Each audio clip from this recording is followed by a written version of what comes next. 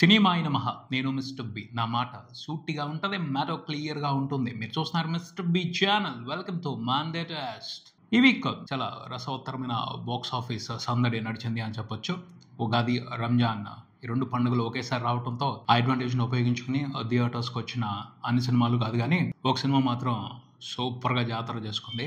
Collections జాతర చేసుకుంది, profits జాతర చేసుకుంది. ఆ సినిమానే మ్యాడ్ స్క్వేర్. మ్యాడ్ స్క్వేర్ కాకుండా ఇంకో 3 సినిమాలు వచ్చాయి. కానీ ఆ 3 సినిమాల్ని తెలుగు ప్రేక్షకులు ఆసక్తికరంగా ఎంకరేజ్ చేయలేదు. 3 సినిమాల్ని కూడా రిజెక్ట్ చేశారు. మ్యాడ్ స్క్వేర్ ని మాత్రమే ఓన్ చేసుకుని ఫుల్గా ఈ 2 పండుగల సీజన్ ని ఎంజాయ్ చేశారు. యాంపురన్ మలయాళం వెర్షన్ మాత్రం సెన్సేషనల్ కలెక్షన్లతో ప్రపంచవ్యాప్తంగా చాలా ఆల్ టైమ్ రికార్డులు పెట్టింది మలయాళం ఫిల్మ్ ఇండస్ట్రీకి సంబంధించి. తెలుగులో మాత్రం అనుకున్న విధంగా పెర్ఫామ్ చేయలేదు. 5 రోజుల మంచి వీకెండ్ దొరికింది. అందులో 2 రోజులు హాలిడేలు ఉన్నాయి. అయినప్పటికీ సినిమా తెలుగులో అయితే ఇంప్రెసివ్ గా కలెక్షన్లు తెచ్చుకోలేదు. 5 రోజుల తర్వాత చూసుకుంటే 2 తెలుగు రాష్ట్రాల వరకు సినిమా టోటల్ గా కలిపి 1,70,00,000 మాత్రమే షేర్ చూసింది. అందులో ₹1,00,00,000 షేర్ నైజాం నుండి ఉంది, 70,00,000 షేర్ ఆంధ్రప్రదేశ్ నుండి ఉంది. ఇవి అస్సలు ఏమాత్రం ఇంప్రెసివ్ నెంబర్స్ అని చెప్పుకోవడానికి లేదు. తెలుగు వెర్షన్ వరకు ఎంపురాన్ మూవీకి జరిగిన బిజినెస్ అరౌండ్ 5 కోట్లు ఉంది. 5 రోజుల్లో 2 కోట్లు కూడా రాలేదు. అంటే సినిమా బిజినెస్ వాల్యూ కంటే 3 కోట్లు వెనకబడి ఉంది. దాన్ని బట్టి ఏం అర్థం చేసుకోవాలి? సినిమాతో ఆంధ్రప్రదేశ్ వరకు, తెలంగాణ వరకు బిజినెస్ లో ఇన్వాల్వ్ అయి ఉన్న వాళ్ళు నష్టపోయే పరిస్థితే కానీ మంచి ప్రాఫిట్స్ తీసుకునే పరిస్థితి లేదు. ముందే అనుమానపడ్డాం. లూసిఫర్ మూవీని కూడా తెలుగు ప్రేక్షకులు బాగా చూడలేదు, కానీ ఓటీటీలో చూశారు. ఓటీటీలో ఆ కంటెంట్ ని బాగా ఎంజాయ్ చేశారు. ఎంపురన్ మూవీకి కనిపించిన రెస్పాన్స్ చూస్తే చాలా కొద్ది మంది మాత్రమే లూసిఫర్ మూవీని ఓటీటీలో ఎంజాయ్ చేశారు.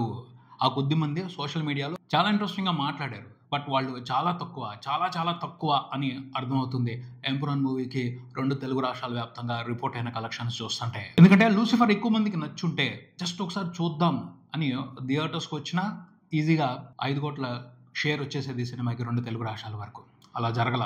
అంటే ఎక్కువ మంది ఎంపురన్ మూవీ తెలుగు వెర్షన్ కి సంబంధించి 2 తెలుగు స్టేట్స్ లో ఇంట్రెస్టెడ్ గా లేరు, ఆసక్తిగా ఎదురు చూడలేదు. అందుకనే ఈ cinema Telugu version theatre run పరంగా నష్టాలు చూసే పరిస్థితి. నష్టం అనే మాట వినపడుతుంది. అంటే మండే టెస్ట్ లో ఎంపురన్ మూవీ ఫెయిల్ అయింది తెలుగు వెర్షన్ వరకు మాత్రమే. మలయాళం వెర్షన్ మాత్రం వండర్ఫుల్ కలెక్షన్స్ తీసుకుంది. బ్రేక్ ఈవెన్ కంప్లీట్ చేసుకోబోతుంది. అద్భుతమైన ప్రాఫిట్స్ చూడబోతుంది. 100 కోట్ల బిజినెస్ వాల్యూతో బాక్స్ ఆఫీస్ రన్ మొదలు పెట్టింది. 5 రోజుల తర్వాత చూసుకుంటే అయిపోయింది. 100 కోట్ల షేర్ కొట్టేసింది సినిమా. ప్రపంచవ్యాప్తంగా 200 కోట్లకు పైన గ్రాస్ రిపోర్ట్ చేయడం విశేషం. ఇంకా ఆశ్చర్యపరిచిన మ్యాటర్ ఏమిటో తెలుసా? ఆ 200 కోట్లలో 120 కోట్లు ఓవర్సీస్ నుండి మాత్రమే ఉన్నాయి. ఓవర్సీస్ లో అద్భుతం చేసి పారేసింది ఈ మలయాళం ఫిలిం. గట్టిగా చూశారు, సాలిడ్ గా చూశారు, ఇంకా చూస్తున్నారు. ఓవర్సీస్ నుండి ఇంకా ఎక్కువ కలెక్షన్స్ వచ్చే అవకాశం కనపడుతుంది. 150 కోట్లకు పైన గ్రాస్ ఫైనల్ రన్ కంప్లీట్ అయిపోయేప్పటికీ ఓవర్సీస్ నుండి తీసుకోబోతుంది ఎంపురాన్ మూవీ. ఇండియా నుంచి తక్కువ, కేరళ స్టేట్ నుండి కూడా తక్కువ. కేరళ స్టేట్ లో చూసుకుంటే సినిమా ఒక 53 కోట్ల వరకు గ్రాస్ రిపోర్ట్ చేసింది 5 రోజుల్లో. తమిళనాడు నుంచి ఒక 7 కోట్లు ఉంది. Karnataka and rest of India నుంచి ఒక 15 కోట్లు ఉంది. ఓవర్సీస్ నుంచి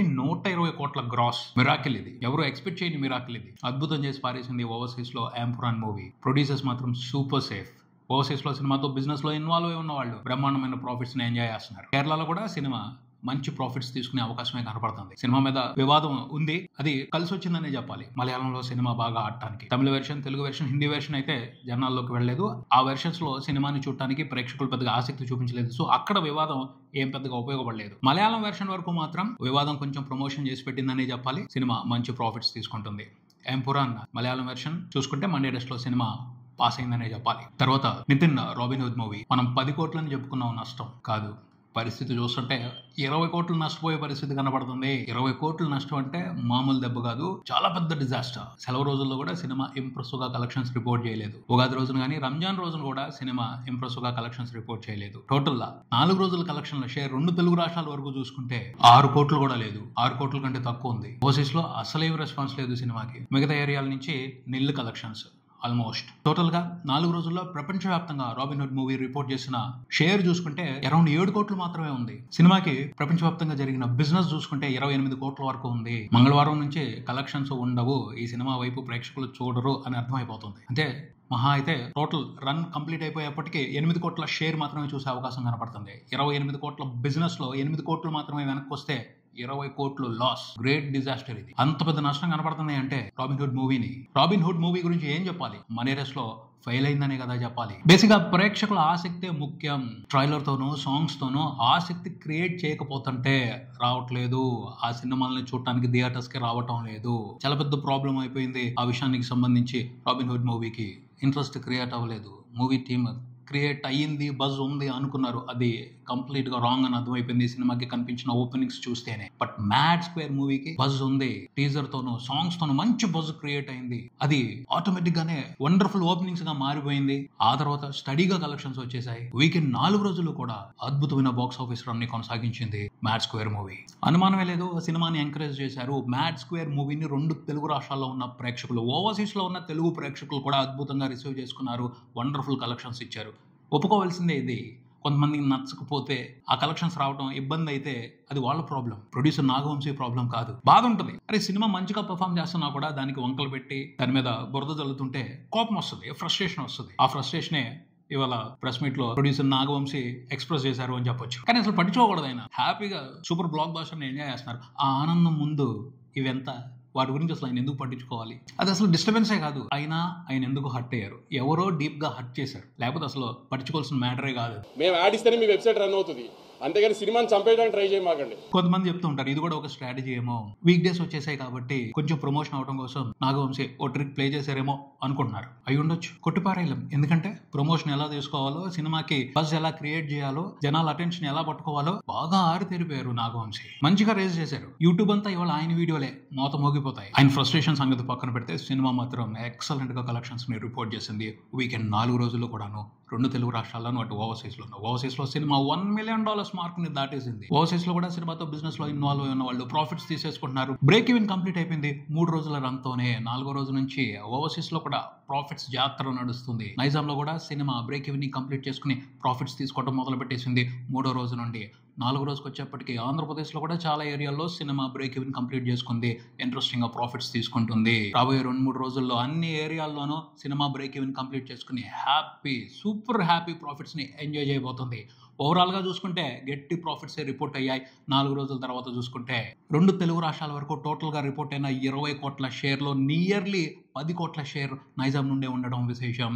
మిగతాది ఆంధ్రప్రదేశ్ నుండి వచ్చింది. ఆంధ్రప్రదేశ్లో కూడా దాదాపు ప్రతి ఏరియాలోనూ ఒక చిన్న సినిమా మాదిరి పర్ఫామ్ చేయలేదు, ఒక మీడియం రేంజ్ హీరో సినిమా మాదిరి పర్ఫామ్ చేసుకుంటా అల్టిమేట్ గా కలెక్షన్స్ రిపోర్ట్ చేసుకుంటా వచ్చింది వీకెండ్ అంతా కూడాను. మ్యాడ్ మ్యాక్స్ మూవీ ఓవర్సీస్ లో కూడా దాదాపు షేర్ 6 కోట్ల వరకు ఉంది. ఎక్సలెంట్. అది ప్రపంచవ్యాప్తంగా సినిమా అన్ని ఏరియాలో కలిపి టోటల్ గా రిపోర్ట్ చేసిన షేర్ నాగవంశీ లెక్క ప్రకారమే చెప్తాం. ట్రాకర్స్ వేరే రకంగా వేశారు. నాగవంశీ లెక్క ప్రకారం అయితే టోటల్ వరల్డ్ వైడ్ షేర్ 35 కోట్లకు పైనే ఉంది. గ్రాస్ నియర్లీ 70 కోట్లు ఉంది. పోస్ట్ వేశారు అఫీషియల్ గా. ట్రాకర్స్ ఏం వేస్తున్నారు, ఇంకా 50 కోట్ల గ్రాస్ దాటలేదు, ఓ 28 కోట్ల వరకు షేర్ వచ్చింది అని చెప్తున్నారు. ఈ విషయానికి సంబంధించి కోపం వచ్చి ఉంటది నాగవంశీకి, అందుకనే ప్రెస్ మీట్ లో అంత ఫ్రస్ట్రేషన్ తో ఊగిపోయాడు. బట్ నిర్మాతల లెక్కలు నిర్మాతలకు ఉంటాయి, వాళ్ళు అన్ని విషయాలు బయటకు పెట్టరు. ఇక్కడ కలెక్షన్స్ కు సంబంధించి అఫీషియల్ గా తెలుసుకునే ప్లాట్ఫామ్ ఏమీ లేదు.